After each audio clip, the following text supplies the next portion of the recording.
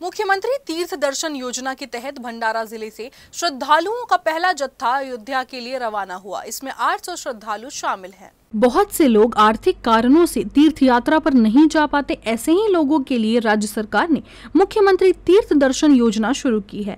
ऐसे बुजुर्ग नागरिकों को अयोध्या में भगवान रामलला के दर्शन कराने के लिए मुख्यमंत्री तीर्थ दर्शन योजना के तहत भंडारा जिले से 800 लोगों की ट्रेन अयोध्या के लिए रवाना हो गई है। इस दौरान रेलवे स्टेशन पर विधायक नरेंद्र भोंडेकर, राजू कारेमोरे, परिणय फूके ने श्रद्धालुओं को उनकी यात्रा के लिए शुभकामनाएं देते हुए विदा किया।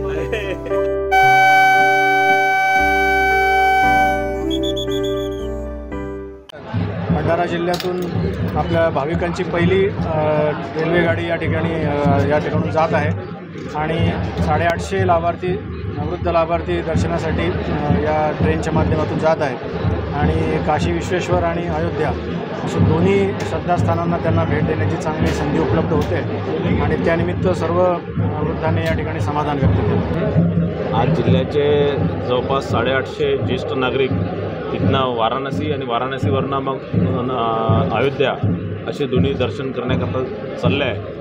आधी ते देवादिदेव महादेवांचे दर्शन करतील आणि त्यानंतर श्रीरामांचे दर्शन करतील आणि निश्चितच या संपूर्ण जिल्ह्यात एक आनंदाचं वातावरण आहे। एक फार चांगलं कार्य या माध्यमातून राज्य सरकारने केलं आहे, महायुतीच्या सरकारने केलेलं आहे आणि लोक जे आज मी सगळ्या लोकांना भेटलो, इथे ज्या नागरिकांना भेटलो, ज्येष्ठ नागरिकांना भेटलो, सगळे भरभरून आशीर्वाद देत आहे आणि ते फार आनंदी आहे।